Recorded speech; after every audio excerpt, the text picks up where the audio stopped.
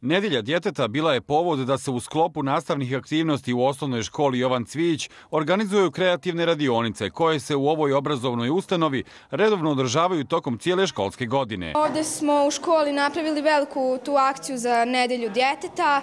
Imaju razne sekcije. Trenutno sam u akciji pravljenja palačinaka i dosta treba posla. Samo tu označavaju tu Nedelju djeteta, znači radimo sve što djeca imaju pravo da rade. Označavamo to njihovo djetinjstvo. Ovdje učestvujemo u akcijama povodom Dana djeteta. Dan djeteta je, to mi obilježavamo jednostavno prava djeteta. Naše djete sve ima pravo da kao prvo da živi, da proživi svoje djetinjstvo i da to djetinjstvo ima najljepša sjećanja, da mu to obilježi život. Kreativne radionice u školi Jovan Cvijić održavaju se i tokom cijele školske godine, a ne samo tokom Nedelje djeteta, ističu rukovodstvu ove obrazovne ustanove. Mi se trudimo da ovdje osmišljavamo mnogo sadržaja van nastavnih kako bismo našim učenicima pružili što više mogućnosti da se oni kreativno izraze i da u principu otkriju nekakve svoje sklonosti, da li su to likovne, muzičke ili već kakve.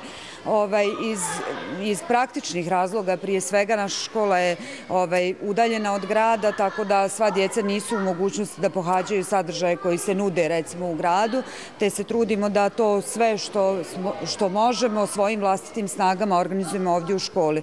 Ono što recimo aktuelno za ovu godinu i što će donijeti niz kreativnih sadržaja jeste jedan razvojni plan koji je napravljen za ovu godinu, a on je zapravo podrazumijeva intenziviranje saradnje porodice i škole i tu je predviđeno zapravo mnogo kreativnih radionica. Uprkos tome što je učenika iz godine u godinu sve manje, učenici i nastavnici ove škole postižu brojne uspjehe. Ipak najveća želja im je, kako ističu, da se u ovoj školi ne smanjuje broj učenika. Škola Jovan Cvijić je negdje na 7. kilometru od grada Prijedora prema Novom Gradu.